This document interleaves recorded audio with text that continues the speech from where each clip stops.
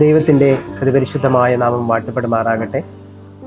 നോമ്പുദാന ചിന്തകളിലേക്ക് നമ്മുടെ ചിന്ത ഒന്ന് കൊണ്ടുപോകുമ്പോൾ, കർത്താവായ യേശുക്രിസ്തു തൻ്റെ ക്രൂശിലൂടെ നമുക്ക് പകർന്നു തന്ന നിത്യജീവൻ്റെ അനുഭവത്തിലേക്ക് നാം ഈ നാളുകളിൽ ആത്മതപത്തോടും സ്വയം ശോധന ചെയ്തുകൊണ്ട് ദൈവസന്നിധിയിൽ നമ്മെ തന്നെ സമർപ്പിക്കുന്ന ഈ ദിനങ്ങളിൽ റോമർക്ക് എഴുതിയ ലേഖനം 12-ാം അധ്യായം 12-ാമത്തെ തിരുവചനം നമ്മെ ഓർമ്മപ്പെടുത്തുന്നത്, മനസ്സ് പുതുക്കി ഒരു രൂപാന്തരത്തിലേക്ക് നമ്മെ വഴിനടത്തുവാനായിട്ടുള്ള ചിന്ത.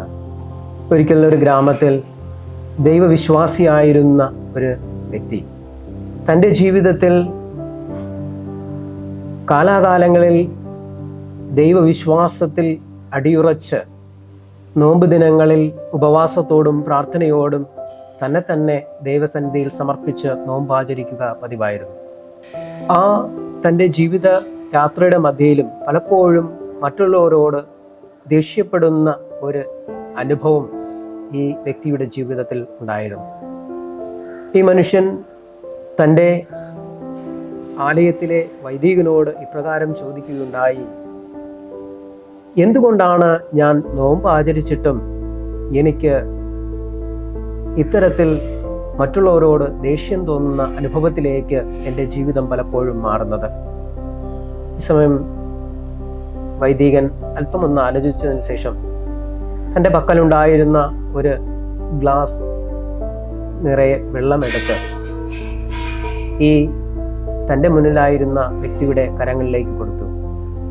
അവനോട് ചോദിക്കുകയുണ്ടായി, ഈ ജലം ഇപ്പോൾ എങ്ങനെയാണ് ഇരിക്കുന്നത്?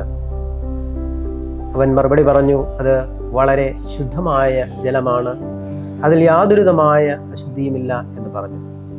2-3 ദിവസം നീ അത് സൂക്ഷിച്ചു വയ്ക്കുക എന്ന് അവനോട് പറയുകയുണ്ടായി. അങ്ങനെ ഈ മനുഷ്യൻ, ഈ വൈദികൻ തൻ്റെ കയ്യിൽ നൽകിയ ഈ ജലം അത് വളരെയധികം സൂക്ഷ്മമായി അത് നിരീക്ഷിക്കുവാനായിട്ട് തുടങ്ങി. ദിവസങ്ങൾ കഴിയുന്തോറും അതിൽ പൊടികൾ വീണു, മറ്റു പല അശുദ്ധിയും ആയി ആ ജലം പുറത്ത് കാണുവാൻ കഴിയാത്ത വിധം അതിൻ്റെ ഗ്ലാസ് മങ്ങുന്ന അനുഭവം ഈ വ്യക്തിക്ക് മനസ്സിലായി. ഈ വൈദികന്റെ അടുക്കലേക്ക് ഈ മനുഷ്യൻ മടങ്ങി വന്ന് ഇപ്രകാരം പറയുകയുണ്ടായി, അങ്ങൻ്റെ കയ്യിൽ തന്ന ഈ ഗ്ലാസ് വളരെയധികം അഴുക്ക് പിടിച്ച അനുഭവത്തിലേക്ക് 3-4 ദിവസം കഴിഞ്ഞപ്പോൾ മാറി എന്ന് പറയുകയുണ്ടായി. അപ്പോൾ ആ വൈദികൻ ആ വ്യക്തിയോട് ഇപ്രകാരം പറയുകയുണ്ടായി, പലപ്പോഴും നിന്റെ ജീവിതവും ഇപ്രകാരമാണ്. നീ ഈ ഭൂമിയിൽ, ഈ ലോകത്തിൽ വസിക്കുമ്പോൾ നിന്റെ ജീവിതത്തിൽ പലവിധമായ മാലിന്യങ്ങളും കടന്നു വരാറുണ്ട്. എന്നാൽ അത് നീക്കാതെ നീ എത്രത്തോളം ഉപവസിച്ചിട്ടോ ദൈവവചനം പഠിച്ചിട്ടോ നിനക്ക് യാതൊരു മാറ്റവും സംഭവിക്കുവാനായിട്ട് ഇടയാകുന്നില്ല.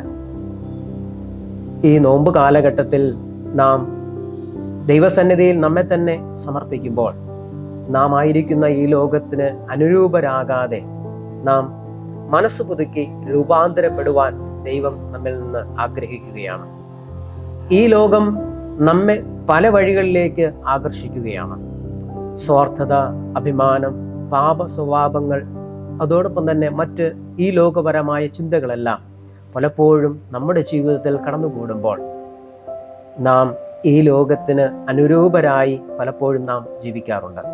എന്നാൽ ഒന്നാമതായി ദൈവം ആഗ്രഹിക്കുന്നത് മനസ്സിൻ്റെ പുതുക്കമാണ്. ദൈവം ആഗ്രഹിക്കുന്നത് അത് ദൈവവചന ധ്യാനത്തിലൂടെയും ദൈവത്തോടുള്ള പ്രാർത്ഥനയിലൂടെയും ഉപവാസത്തിലൂടെയും നമുക്ക് നമ്മെ തന്നെ ദൈവകരങ്ങളിലേക്ക് സമർപ്പിച്ച് നമ്മുടെ ജീവിതത്തിലെ പാപങ്ങളെ ഉപേക്ഷിച്ചുകൊണ്ട് ജീവിക്കുവാനുള്ള അനുഭവമായി ഈ നോമ്പ് കാലഘട്ടത്തിൽ നമ്മുടെ ജീവിതങ്ങൾ മാറുമ്പോൾ ദൈവം നമ്മിൽ നിന്ന് ആഗ്രഹിക്കുന്നത് ഈ ലോകത്തെ ഒരിക്കലും അനുകരിക്കാതിരിക്കുക, നമ്മുടെ മനസ്സിനെ പുതുക്കുക, ദൈവഹിതം എന്ത് എന്ന് തിരിച്ചറിഞ്ഞ് ഒരു രൂപാന്തരത്തിലേക്ക് കടന്നു വരുവാനാണ് ദൈവം ആഗ്രഹിക്കുന്നത്.